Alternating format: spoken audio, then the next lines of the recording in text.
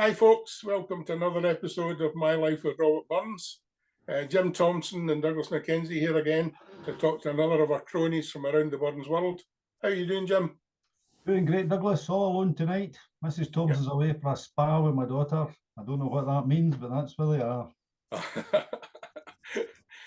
So you're all alone in these dark nights? Yes, I am feared to good.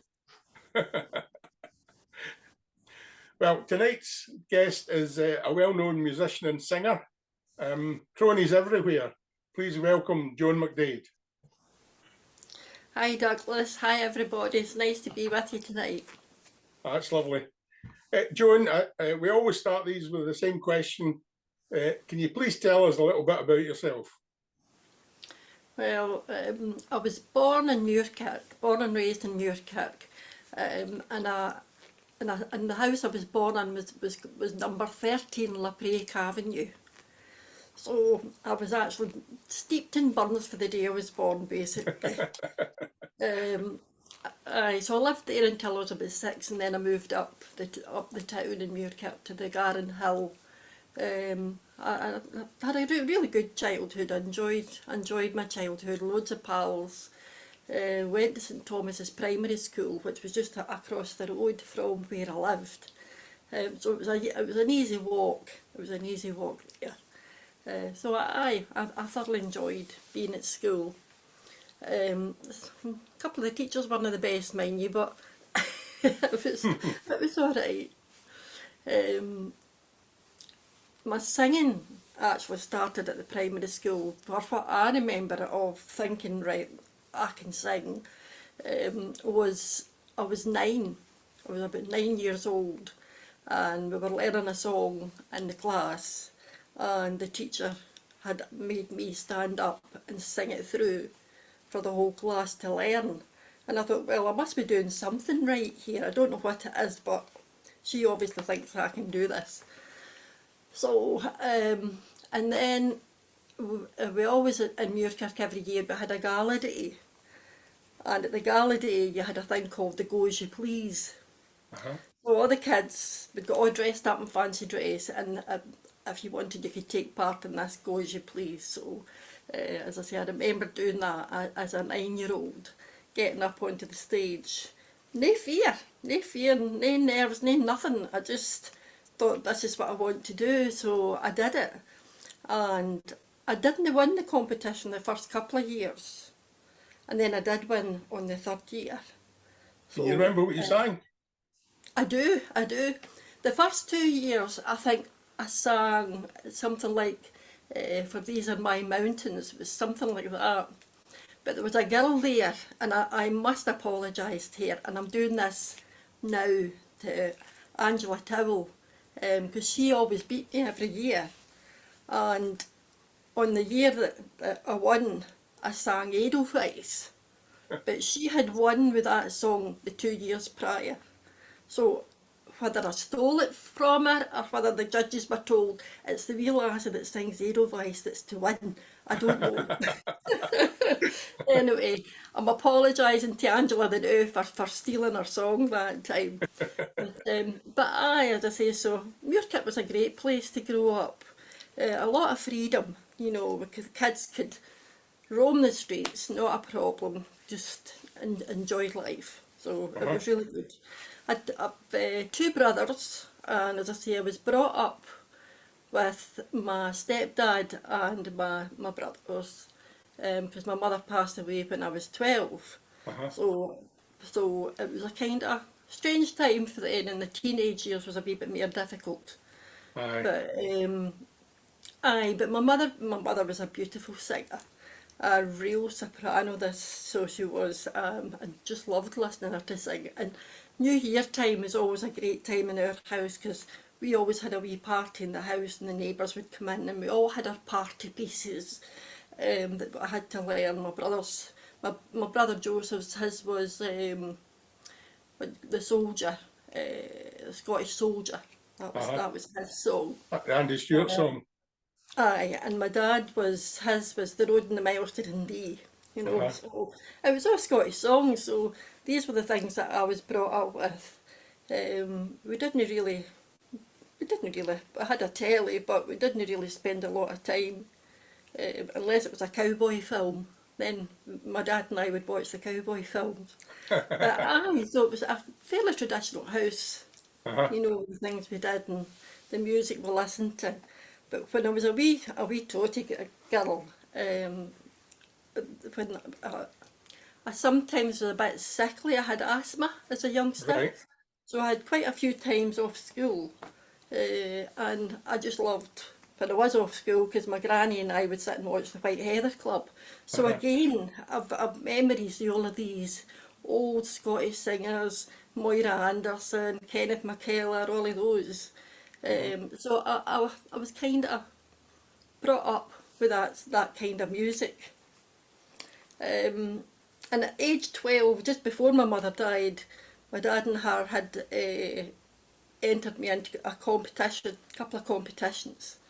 Again, didn't win, but it gave me the confidence to sing to more than pub. So I did that for a couple of years. And then I joined a band. So when I was 14, my school friend had said there's a band looking for a singer and I've told her that you're going to come and do it. So I had to go and kind of, I mean, we were all the same age, we were all 14, 15, 16.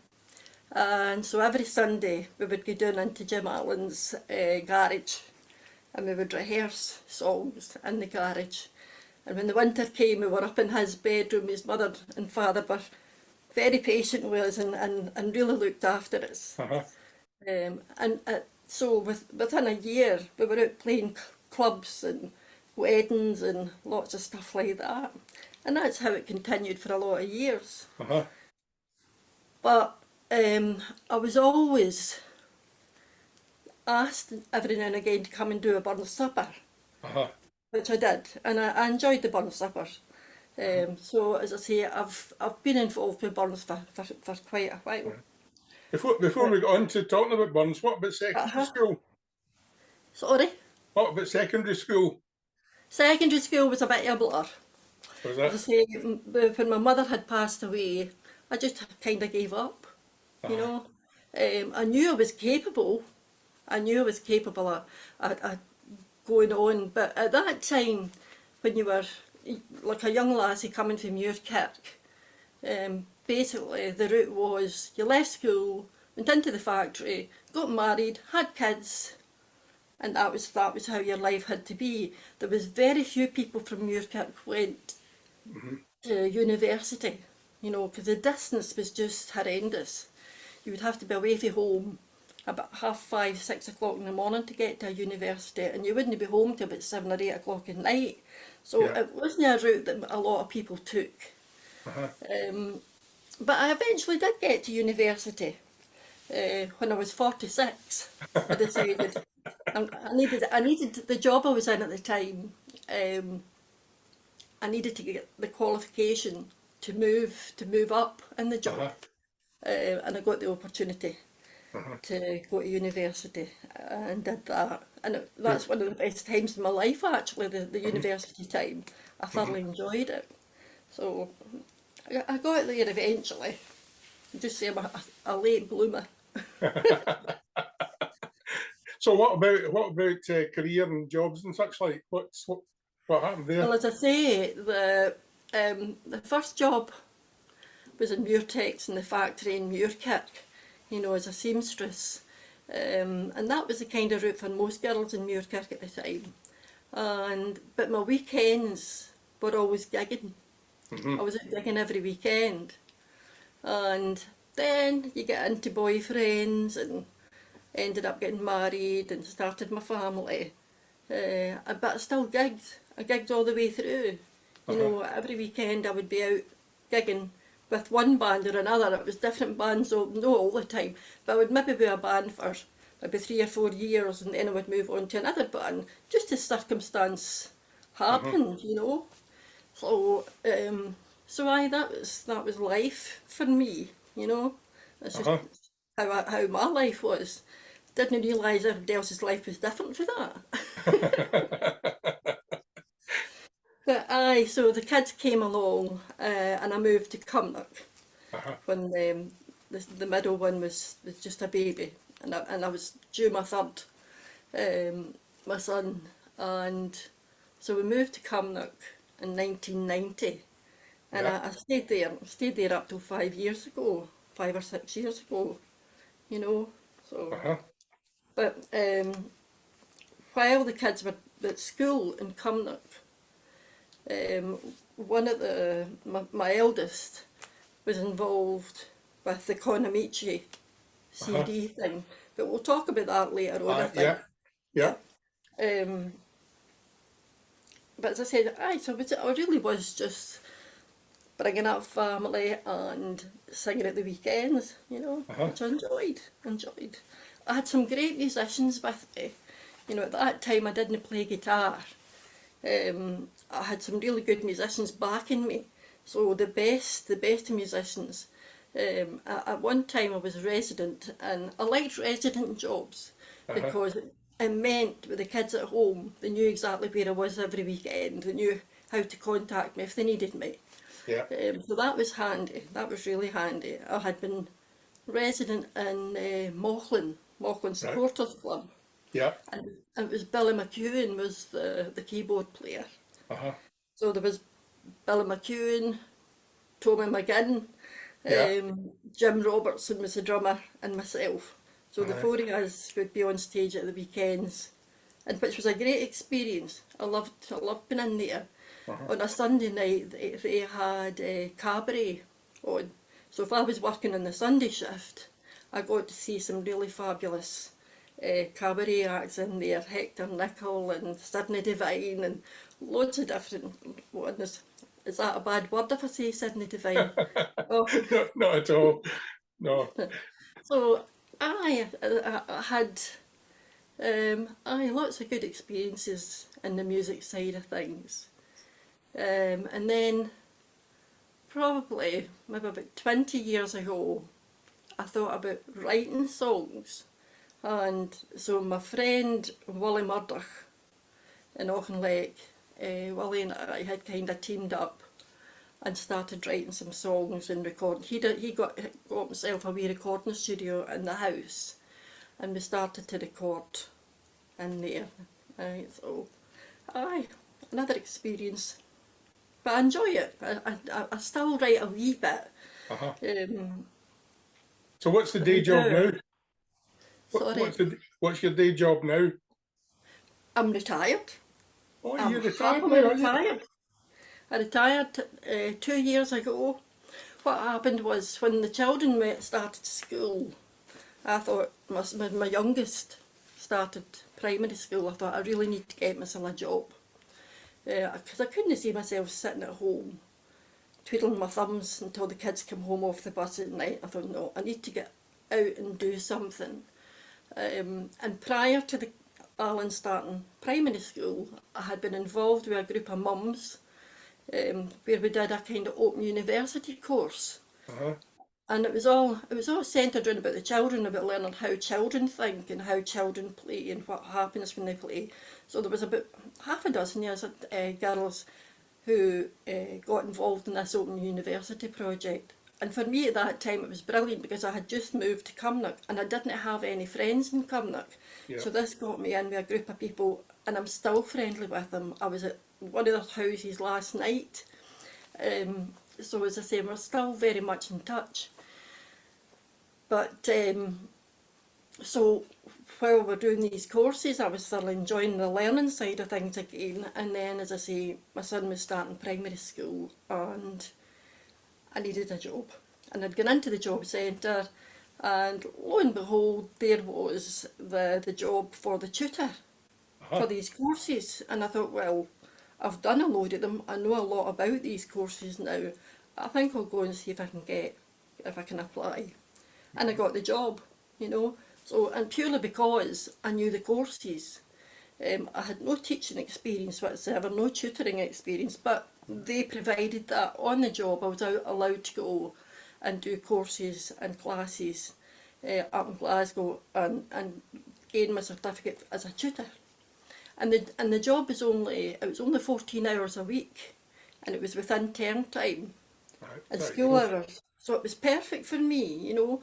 I could do my wee job through the week. I mean, it was, for me, it was hard work because I had to learn an awful lot very quickly to be able to stand up in front of a group of mums and take them through a course, you know. So, but again, I think with my music experience and standing up on stage, I managed it not too bad, not too difficult. And that was working with, it was community education. Uh-huh. That's where it was. So I was a tutor, the Open University tutor for community education in the Cumnock area. Again, 14 hours was fine up until the kids got a bit bigger, and then I thought, really, I really need more hours. Uh-huh. So then it came to, well, if you want to go further, you'll need to get a qualification in this. So I ended up going to Strathclyde Uni and getting, it was a BA in community education is what I ended up with. And that allowed me to progress up through the community worker side of things, Oh, which good for I loved. I thoroughly enjoyed being community worker, which Yeah. is where my job took me back to Muirkirk to meet up with Jim Curry and the committee up there for the Jambo Crink, what was it? The Crambo Jinko. Yeah. I'm sure we'll talk about that again in a minute. Oh, that's great. And you mentioned that you retired, which reminded me that there's a big birthday for you this week, isn't it? It was yesterday, that was me, my 65th. So I'm fair chuffed to have got to this. And I keep, because people, bothered about being 65. I said, not at all. I embrace every birthday. I think because I lost my mother so young, I realised no everybody gets to be this age. So I embrace every birthday and thoroughly enjoy it. I've still Well, another year to wait for my pension. I'm sure there's a lot of folk out there who wish you a happy birthday when they hear this. So. The amount of people who have sent me stuff on Facebook, I'm absolutely gobsmacked. I'm so happy. So I'll just say a big thank you to everybody that's wished me a happy birthday. Very good. Well, we almost talked about Burns earlier on, and it's quite interesting because I was going to say that the first time I came across your name in any connection was when somebody gave me a wee audio cassette of you singing and Bob Shanklin reciting poetry. Yep. But I'm going to pass over to Jim, and you can tell us a story about how that came about. Right. Okay. Hi, Jim. Just tell us that story then. Well, the story is that my daughter was at secondary school and they had a burnt supper every year, so they would ask me to sing a couple of songs at their burnt supper, which was great, no problem. And then the school decided that they needed to have an enterprise project, something that they could make and sell to the parents as a project. So they decided it would be a Burns CD. So although the children weren't actually singing in the CD, they had enlisted myself and Bob Shanklin to perform on it. Bob's son, Robert, he was in the same class as my daughter, so this is how it came about. So we managed to get a wee recording studio, and Matt Swexter, who's another parent at the time, he played guitar in some of the pieces, and Bob did all of the poems, and it was lovely. It was a lovely piece of work. And then what they did with it was they put it onto cassette, and just at that time they were just ready to start selling it to the parents. The Queen was opening the Burns Experience down in Alloway, so the kids got the chance to go and present the cassette to the Queen down at Alloway. And so I just say, well, the Queen listens to me when she's on the throne. So that's basically how it came about. As I say, it was just it was a school thing, but it's one of the CDs that I have. It's always, whatever computer I've got, I always transfer it onto whatever computer I've got so that I've got it, because I still love listening to it. I love Bob's Tam O'Shanter.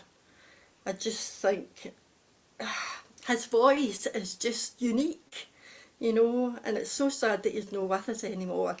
But he was a fabulous performer, so he was. And we might come back to you on that, because at some point we're hoping to try and put together a kind of tribute podcast to Bob Shankland. Oh, that would be So fabulous. and although I've got, it was eventually converted to CD, and I've got the CD somewhere, Yes. but we maybe see if we can take Bob's stuff off it and get some clarity on it, or see if we can get something done with it. Anyway, we're talking about you tonight, so but go back to Jim. Bob's still part of my story. Yes. It's part of everybody's story, I think. I think so. I remember it very clearly the first time I ever met the man. It was at Cumnock Town Hall when I was working at Cumnock Napolis, and he just, I didn't know who he was, and this fella, and he sat in the front of the stage and his legs dangling over, and he just absolutely captured the whole. It was absolutely brilliant. Yeah. You know, it was very charismatic man. He really was. But in terms of you, when you were out gigging, was it just Burn Suppers you did Burn songs at? More or less. Sometimes I'd be asked to do a charity event, and I would maybe be able to sneak in a wee Burn song in there. Or an old folks party. I mean, sometimes I was invited along to do old folks concerts. And again, you're tailoring whatever you're singing to the audience. So yeah, I would have an opportunity to sing Burn stuff at that. So what songs do you actually sing? If I get the chance, I was going to do the Silver Tassie, and John Anderson, my Joe, Ebanks and Braes, I Walking O. There's quite a few that I'm trying to think offhand. I can't think of them all. What's your favourite then? The new It's a Silver Tassie. I just love it. I just learned it this year. It was I came across it on YouTube because I'd never heard it, and I just loved it. I thought, oh yeah, I need to do this one. So and I did. What was the Dick Gaughan one? What's the one? Westland Winds. I did that last year. I learned that last year. So for now, from this year or last year, I joined the Burns Bachelor Performers at the Bachelors Club in Turbolton. So, and I decided then that every year I would choose another Burns song to work on, and just build my repertoire that way. So, aye, I've maybe got half a dozen at the minute that I can do. Yeah. Any memorable Burn Suppers that you've been at? Tell us about. The one with last year with Willie Dick. Willie Dick and Jim Law, oh my God. It was just the hilarity, just the fun that you have at these things are really good. And I did one in Burns in Cumnock Bowling Club a couple of years ago. And that was quite funny too, because I got a row with an old teacher who was there because I said a bad word, and so she says, you know, you'll always be remembered for the last thing like that you did. I thought, all right, okay. Oh dear. But I mean, I'm a cut lassie. You've got to have been involved in the Laprake thing over the years. Yes. Well, again, what happened with that was I was the community worker for Muirkirk at that time. So my job was to go to the community association meetings every month. And the chap who ran the community association meetings had brought up this about the Laprake competition, which I hadn't really heard about. And then when I was speaking to him, and he was saying that I could be helpful in distributing some of the information to people, because I was community worker for lots of different towns and villages. I could promote the Burn stuff, so that the competition and everything. So that's what my role within that committee was. But and again, it got me a chance to rekindle my friendship with John Morn. Because John was at school with me as well. Okay, he was a good few years younger than me, but I always remember wee John at the school. And again, at that time, I knew that he was heavily into music, and then he was bringing a lot of people to Muirkirk to work with the kids in the school, and he was organising the Friday night concert, which were fabulous. The standard of performance that he brought to Muirkirk was unbelievable. I mean, one year I had Emily Smith, and I'm sitting in the hall looking at this girl. I'm thinking, I can't believe I'm sitting in Muirkirk watching Emily Smith, who's like a big hero to me, you know, and the folk music side of things, or the traditional music side. So as I say, that's how I got involved, and I liked going to the speaking competition.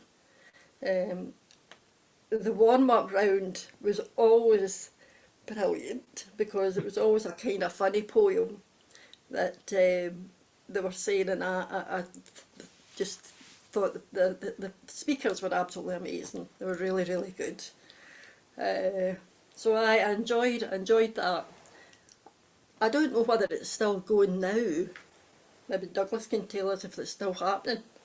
Well, the last I heard, I mean, we kind of led the thing for about 10 years, and then we wanted the community to kind of take it on from there on. And for a few years, they ran the Friday night event. We used to call it Crambo Jingle and Sang.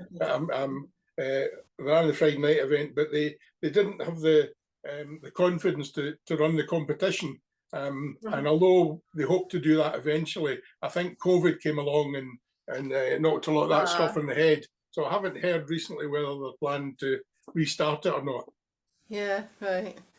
But as I say, so I enjoyed being involved with that wee committee. It was good. We did a lot.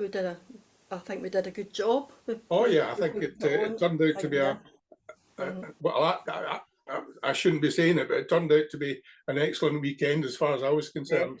Yeah. So. Definitely.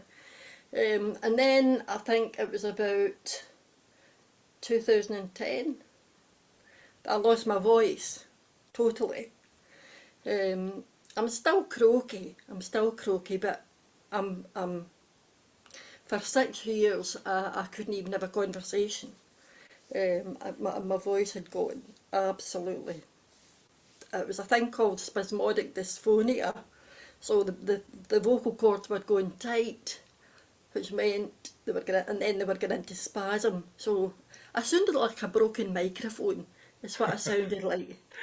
But I remember going to some of these meetings and having to you almost were having to whisper when you were speaking. Yeah.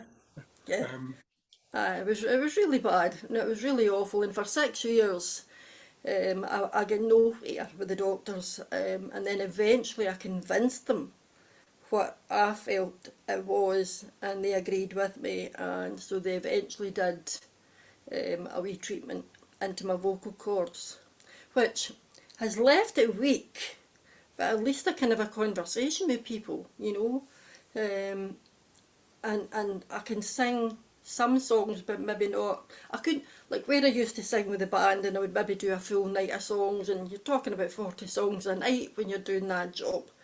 I can't do that anymore. I can maybe manage 4 or 5 a night. So doing the burn suppers and doing the wee concerts that I'm doing, that fits perfectly with what I'm able to do. So as I say, that's where I am now. I've accepted that this is it. This is the best it's going to be. Just go on with it. So that's it. Well, certainly, any time I've heard you recently, your voice sounds great. So it's and the small bursts that you're able to do, it sounds tremendous. Yeah, thanks, Douglas. That's nice of you.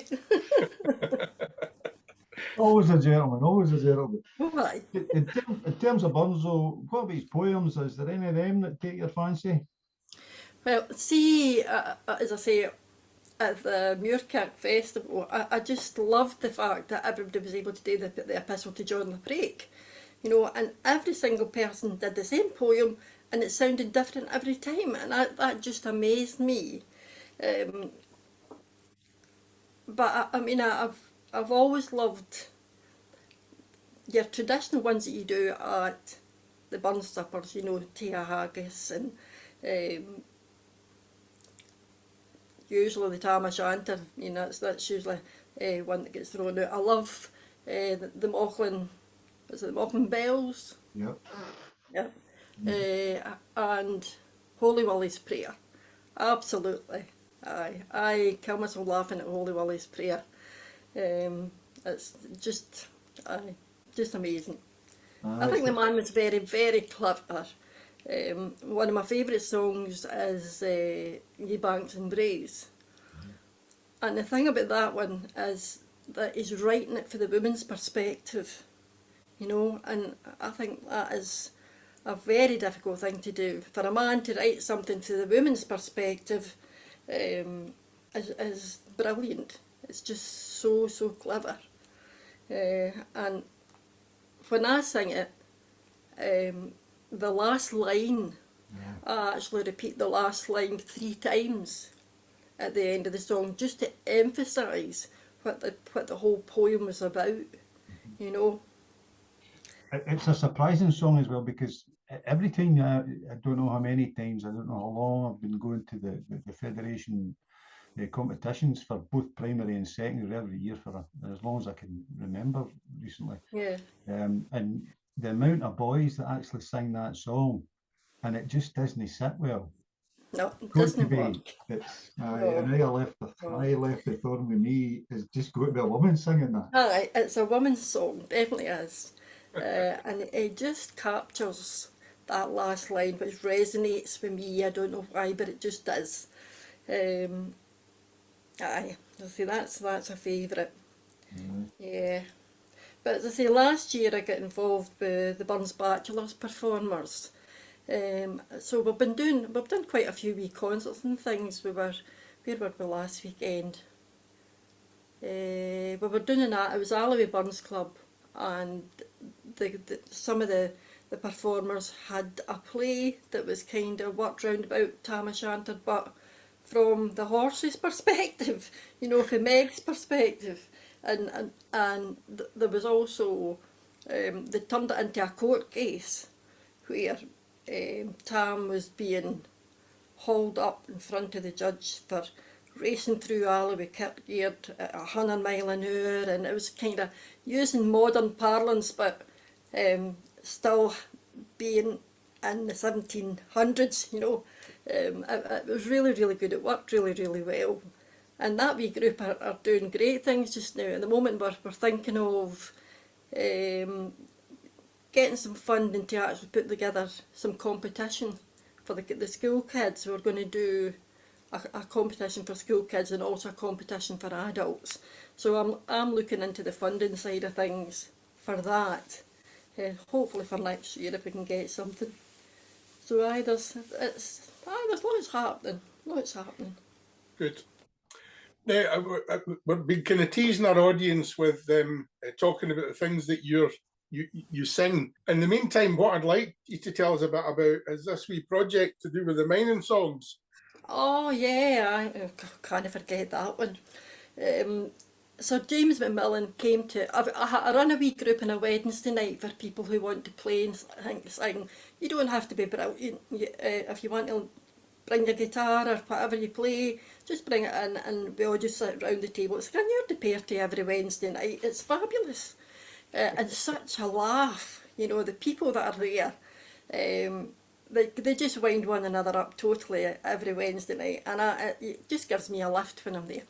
But I started that wee group in 2015, and it's just keeps growing and growing. So Sir James McMillan had heard about the group, and he came out to see us last year, or a couple of years ago, and he asked us if we would perform something at the Tryst, and we were delighted to be asked. And then last year he came and he said, would we do a wee project on songwriting? And 2 or 3 years in the group, do a bit of songwriting, so we'd love to. We thought we were delighted to. So he brought in a chap called Finlay Napier to be our tutor last year, which was fabulous. Finlay's an absolute star, and brilliant songs, fabulous songs that he writes. So, so we're tasked to write 5 songs to last half an hour, really, for a wee concert that we're putting on in the town hall in October.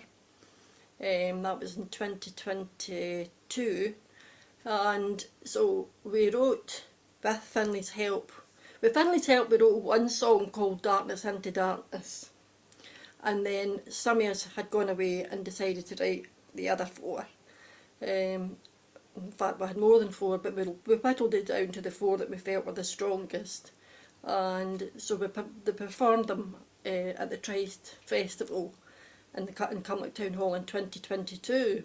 And then this year, Sir James came back and said, would we do one song which would be Darkness into Darkness, and would we do it with the BBC Orchestra, the Symphony Orchestra. So that was a special treat. I mean, how often do you get asked to sing with the BBC Symphony Orchestra? So we had a brass section that came and worked with us to put some of the backing tracks for the songs, and it just snowballed from there. And then again, as the committee decided, well, we've written these songs, we don't want them lost. So I think the next logical step is to get them recorded. So again, my funding officer hat went on, and applied for funding for the Heritage Lottery, and we got it, no questions asked. It was brilliant. So we got this money to do the recording of it. So the whole group, the Wednesday night group, were all involved in the recording of this. And there's a wee recording studio in Kilmarnock, and the engineer is fabulous, really nice boy. And so we were able to get everybody to go in and record the songs, and then we had the brass section came in and laid down their tracks as well. So it worked out brilliant.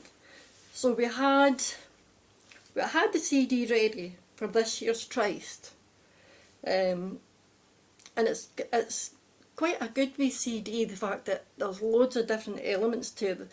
I mean, some of the guys were writing things very political, which again needed to be written, and some of them were writing from an old man's perspective of how life had been, and I had decided I was going to write something a wee bit more light-hearted, but to do with how life was when I was growing up, because my grandpa and my uncles, they all worked down the pit. My dad worked in the pit, in the games, and so I decided to write this wee song called The Pit Piece.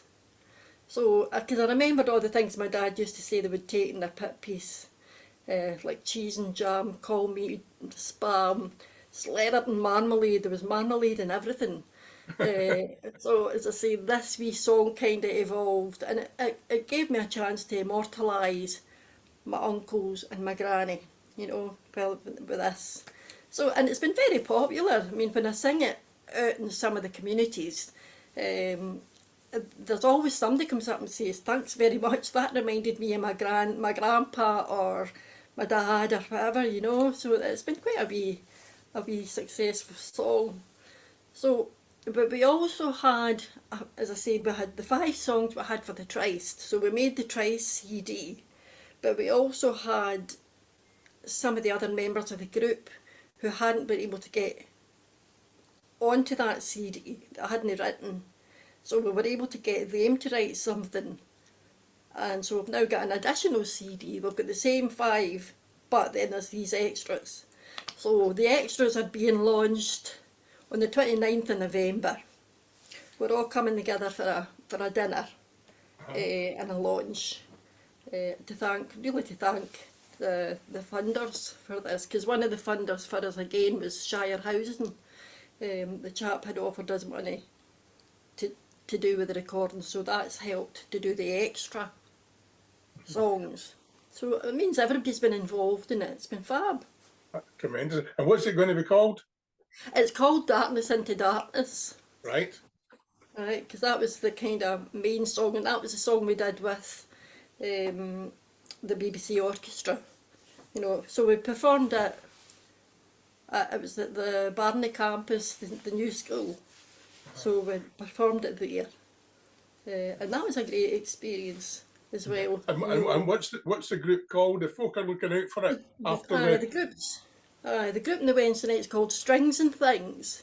So it's whatever you play, whatever instrument you play, and if you want to sing, not a problem. So we've got bass guitars, we've got ordinary guitars, we've got electric guitars, we've got mandolins and ukuleles. We've got quite a few ukuleles at the minute. So so it's a good wee night.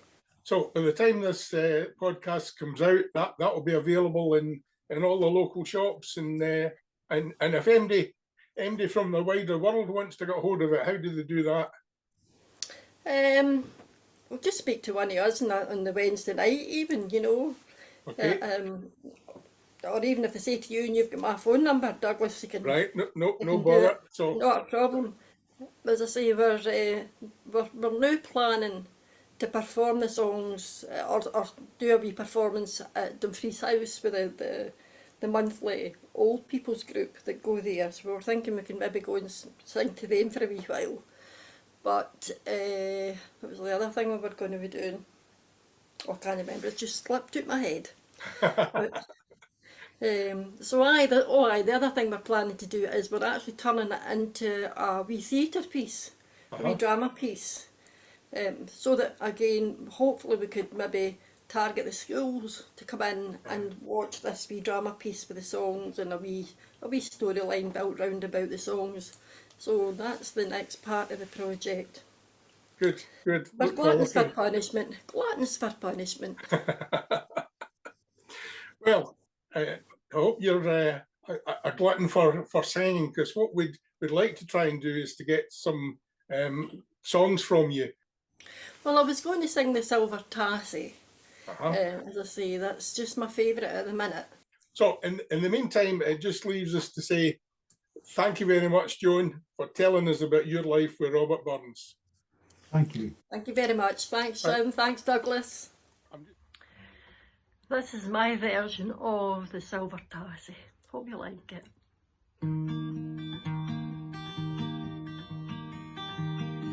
Go fetch to me a pint of wine and fill it in a silver tassie that I may drink. Before I go, a service take my bonny lassie. The boat rocks on the pier only, for while the wind blows frae the ferry, the ship rides by the Berwick Law. But I mun leave my bonny Mary, yes, I mun leave my bonny Mary. The trumpets sound, the banners fly, the glittering spears are ranked ready. The sounds of war are heard afar. The battle closes deep and bloody. It's not the roar of sea or shore would make me long or wish to tarry, nor thoughts of war that's heard afar. It's leaving thee, my bonny Mary. It's leaving thee, my bonny Mary. Go fetch to me a pint of wine and a silver tassie that I may drink before I go. A service take, my bonny lassie, a service take, my bonny lassie, a service